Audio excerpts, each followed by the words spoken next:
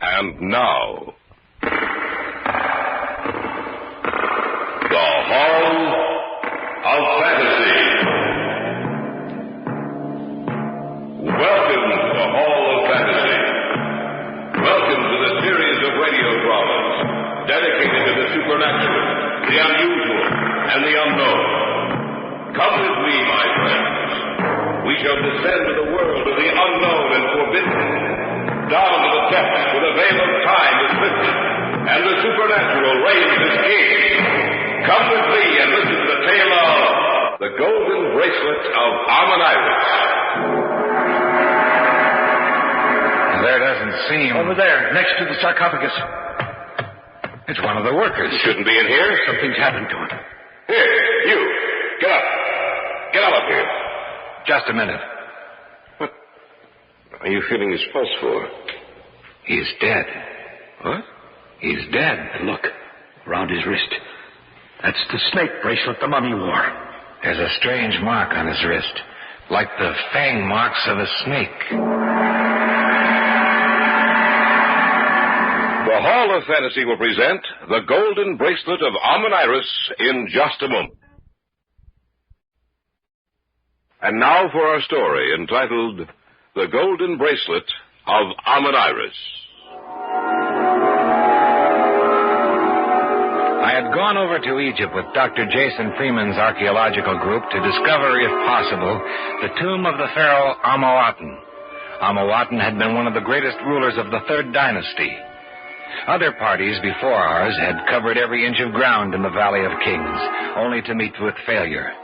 Dr. Freeman believed the lost tomb was several miles away from the valley, and accordingly, our base of operations was set up some 20 miles north of the Valley of Kings. It was about midday, almost a month after we had begun excavating.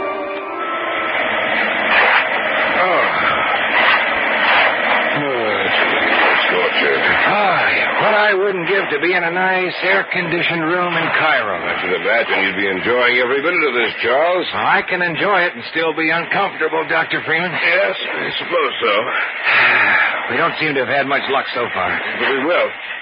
I'm sure of it. One of the men is calling to us. Perhaps he found something. Well, let's see. Yeah, all right. We're coming. Where's Professor Porter? There he is over there. He's coming too. We find tomb. What? We find tomb. Look. Here. Let me see. Well? He's right. And we're in luck. The seal is intact. What is it? What's happened? We were in luck when we started to dig here, Porter. We found the tomb. And the seal on the door? It's intact. That means grave robbers didn't break in. The tomb is just as it was left centuries ago. Is it Amoatun's tomb? We don't know yet. We won't know till we get inside. There's no marking out here by the door. Maybe the sand is covering it. What are we going to do? We'll clear this area by the doorway. Then we'll use dynamite to blast it down. Been back far enough? There isn't anyone except us within 200 yards of that door. Good. The wire's attached, Porter? Yes. Then set it off. You've done it! Yes, a good clean job, Porter. When do we go in? You've forgotten about the heat, eh, Charles? You're caught up in the excitement of discovery. Well, it's to be expected. Yes, but when do we go in? About 2 hours. We'll give the air a chance to get in there and replace that which is present now. I don't want to take any chances of one of us being overcome by the stale oxygen in there. Jason. Yes, Porter? It's strange, but I have the feeling that we shouldn't go inside that tomb. I don't know. I must be reading too many murder stories in my spare time. Everything inside that tomb is dead. Of course, nothing can hurt us.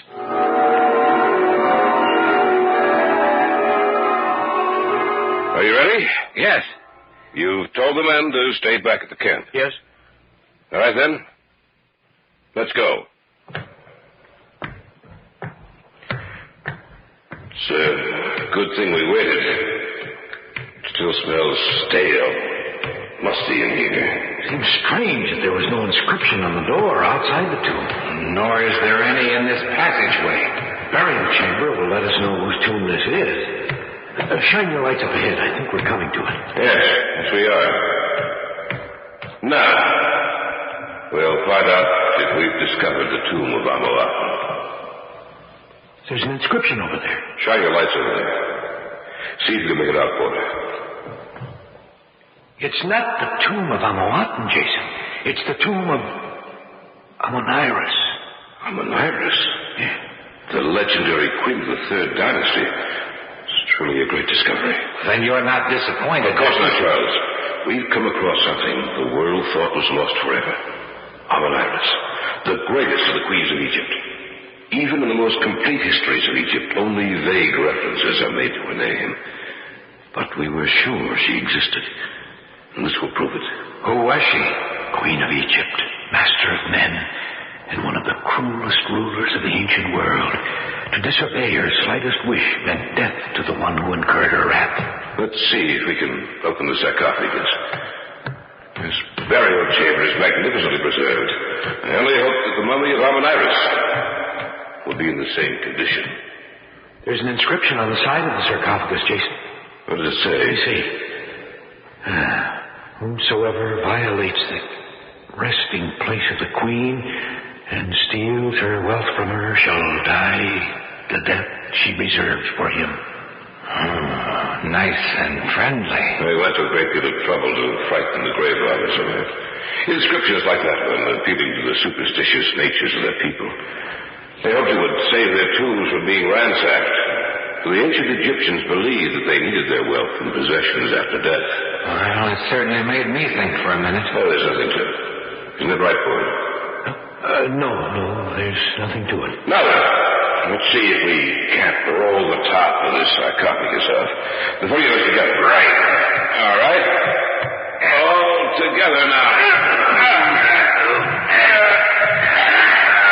Nothing more. Nothing. Shall die the death. Yes. There she is. Wrapped in mummy cloth, and her head covered by a gold mask. The mummy of Amoniris. Whosoever violates my tomb shall die. Listen. What's the matter, boy? Didn't you hear it? Hear what? The voice. Oh, you're imagining things, Ford. No, I'm not. I heard something, I tell you. A woman's voice saying, whomsoever violates my tomb shall die.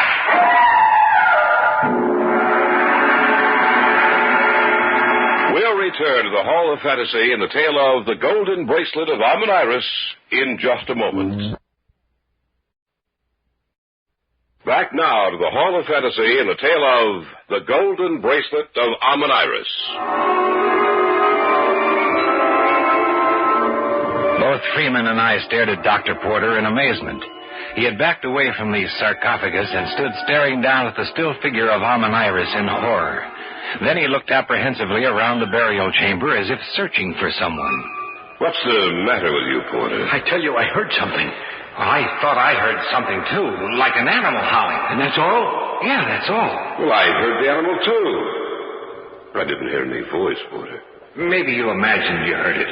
It's possible that I imagined it, but it was so real, as if she were standing right beside me. Stop looking around the burial chamber. There's no one else in here. Are you sure? Of course we are. You don't look at all well, Porter. Maybe you better go outside and get some air. No, I'll stay here with you. Then forget about what you thought you heard. Sound like a superstitious fool. I'm sorry, but... Forget it. What do you want me to do? We're going to unwrap the mummy. See what jewels and articles of value it has in its person. You've done this before, Porter. I think you should take charge of the job. That's it. That's the last of it. What a remarkable state of preservation she's in. Look, on her left wrist. That's a gold snake bracelet. Yes. I noticed it before. Beautiful workmanship. It looks almost as if it were alive. But it's not. It's getting late. We better go back to camp now. We can catalog the contents of the burial chamber tomorrow. It moved. What moved? The snake bracelet. It moved. Nothing's moved, Porter, except your imagination. You don't stop it. I'm going to recommend that you be sent back to the States. Oh, I'm sorry, Jason. I don't know what's the matter with me. I thought it moved. You're not a superstitious man, Porter. Now, that's one of the reasons I wanted you with me in this expedition. But you're sounding like a frightened fool. I'll forget this nonsense once and for all. We'll go back to camp, eat, and then get a good night's sleep. I'm sure that's all you'll need to make you forget about your strange notions.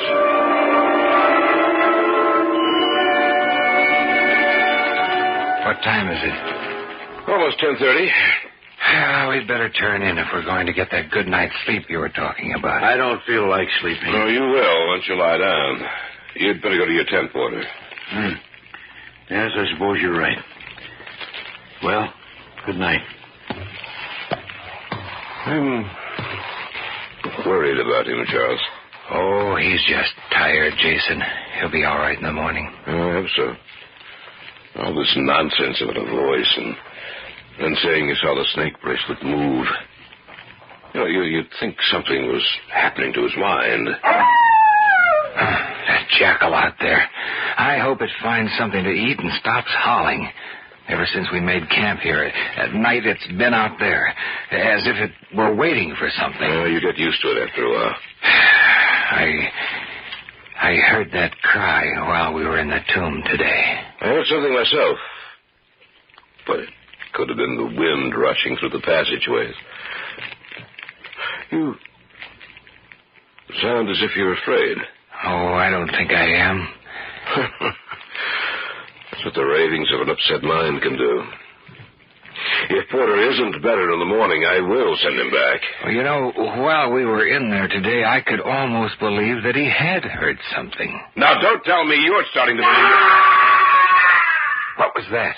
I don't know. It sounded like a scream. That's what I think it was. I heard a scream. Yes. So did we. It came from the tomb. Are you sure? Yes.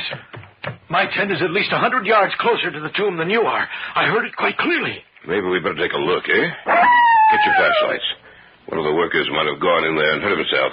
Let's see what's happened.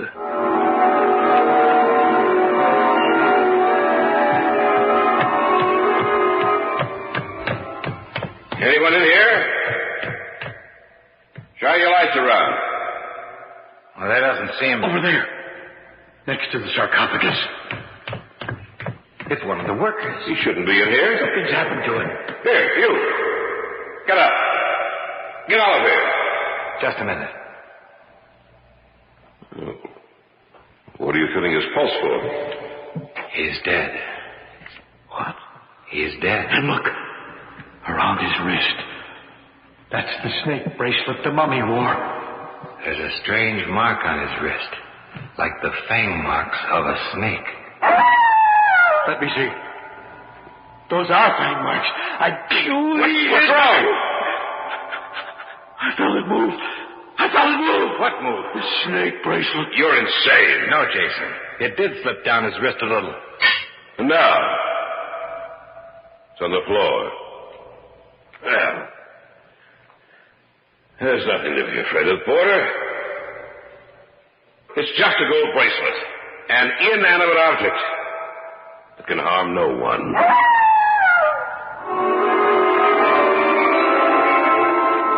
In the days that followed, we cataloged all the contents of the tomb. It was an exceptionally rich store of treasures that had been buried there with the Queen. Many of the objects we left with the Egyptian Department of Antiquities.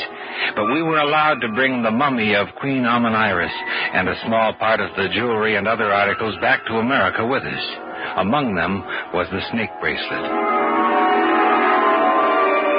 About a month after our return, Jason Freeman invited Dr. Porter and me over to his house one evening. Gentlemen, my wife, Laura. How do you do? A pleasure, Mr. Jason's Freeman. spoken of you often. And he's spoken of both of you often also, I feel as though I know you already. I see you're wearing the gold bracelet we found in the tomb. Yes, a gift from my husband.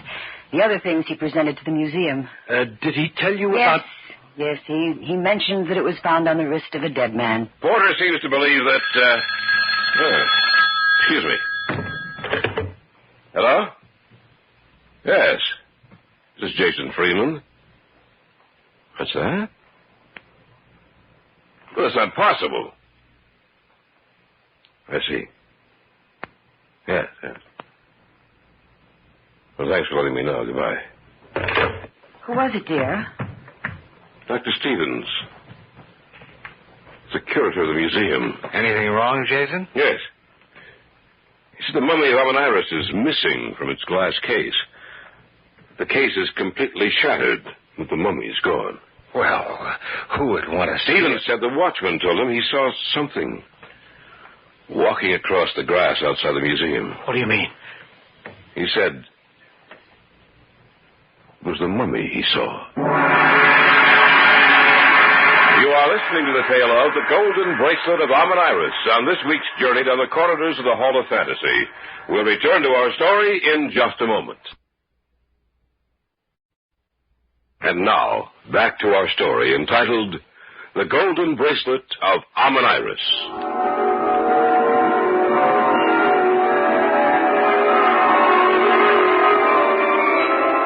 Jason Freeman had just received a telephone call from Stevens, the curator of the museum.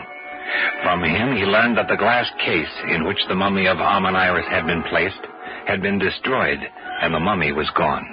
Are you serious, Jason? Quite serious, my dear. Stevens said the night watchman had seen the mummy walking. That's absurd. No, not necessarily. Since I've been back, I've tried to learn everything I could about Amoniris. The bracelet you're wearing, Mrs. Freeman, has a definite connection with her. What are you talking about, Porter? Well, look, Amoniris had that snake bracelet especially made for her. Once she came into possession of it, she built her whole life around it. She believed that if the bracelet was taken from her, it would result in her death. And so she guarded it jealously. But one night, as she lay sleeping, it was stolen from her wrist. And she awoke to find it gone. She learned that one of the high priests had it in his possession. And so she went to him and demanded it. She went alone. When she walked into the trap the priests had laid, they killed her. I know that story too, Porter. That's only one of the legends that surround Amoniris. That's right, Jason, only one. But I'm not through telling you about her yet. Oh, why don't you forget about her, Professor? Because it may mean our deaths if I do. I think your mind's going back on you, Porter. I don't care what you think. I'm trying to help you, and I think you should listen. And I think that you... Oh, now, Jason, let him talk. According to the legend surrounding her, it is said that if the bracelet is removed from her wrist, Amoniris will wake from her long sleep to recover the bracelet. And with her, she will bring death. I know that story too, Andrew. And so old Tommy, right? I don't think it is, Jason. I think it's true. Then I think you're as stupid as the story you're telling. Jason. I'm sorry, my dear. The mummy is gone, Jason. Well, someone could have taken it. Not according to the night watchman. And he could have been drinking. He saw something, Jason. Something out on the lawn in front of the museum. I'm going to take this thing off. What's the matter with you? All of you. This is the 20th century, not the Dark Ages. How far is the museum from here? About half a mile. And it shouldn't be too long. What do you mean? The mummy should be here soon. Listen. Dog. Only a dog. I'm not so sure. It could be the cry of a jackal. Oh. I refuse to stay in here and listen to such stupid nonsense. I'm going out for a walk. Jason, don't go out there. I'm not going to stay here and listen to a lot of foolishness. Jason! Let him go. Oh, I'm sorry that I made your husband angry, Mrs. Freeman. It's just that I believe that we never should have entered the tomb of Amoniris. Andrew. Yes? Mrs. Freeman set the snake bracelet down on the coffee table. Now, no one has touched it since. Do you see what I see? It's moved. Oh, that's no dog out there. What are we going to do? I think that we should... That's Jason. We better see what happened. He shouldn't have gone out there. Let me in. Open the door, Porter. It's out there. What's out there? The mummy. I saw it. Then the story is true. I owe you an apology, Porter. I'm sorry. What are we going to do? It must be destroyed. But how? That thing from the past is 5,000 years old and still lives. It's getting closer to us. We have to think of something. It's trying to break down the door. Get back! Do you have a gun in the house? No. Any other weapon? Nothing at all. Besides, what good would bullets do against it? That door won't hold up much longer. We have to think of something. Fire. What's that? The way to destroy it. Fire. Jason, do you have any kerosene, any turpentine, anything flammable around the house? Not that I know of. Oh, I have some cleaning fluid in the kitchen. Get it, and some old rags that we can soak with it. I'll be right back. Now, look. When it breaks in, it'll probably head first for the bracelet, and then for us. Yes. Now, we'll soak the rags in the cleaning fluid, and when it gets close enough to us, we'll light them and throw them at the mummy. It's been kept dry through all these centuries. It should burn like a torch. The next time, the door will break in. We must be absolutely certain that the burning rags fall on the mummy. What about the house? What do you want to save? Your house or your life? Here it is. Good. Now, pour the cleaning fluid over these rags. Here, I'll do it. Make sure the rags are completely soaked with the fluid. Don't worry, I will. Oh! It's there, standing in the doorway. Seize the bracelet. Remember, when it picks up the bracelet, we throw the burning rags at it. That's all the cleaning fluid. It's got the bracelet. All right, light the rags. Right. All right, hurry. It's starting for us. All right, throw the rags. That's it. It's starting to burn. But it hasn't stopped. Back away! Back away!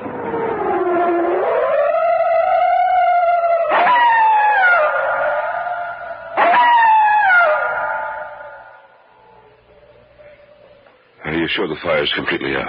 Yes. I was afraid that we'd never be able to stop it. So was I. Yes. But we did stop. And the mummy is destroyed. Well, there's nothing left but ashes. And the bracelet. Yes, and the bracelet.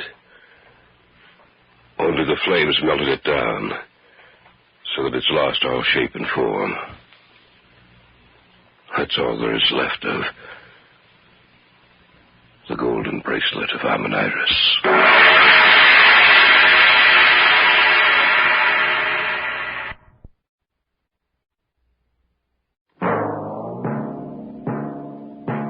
So runs tonight's tale of the unusual, the terrifying, the unknown. Join us again when next we journey down the corridors of the Hall of Fantasy to hear another strange tale of the supernatural. All characters and events portrayed in these programs are fictional, and any similarity to actual events or persons, living or dead, is purely coincidental.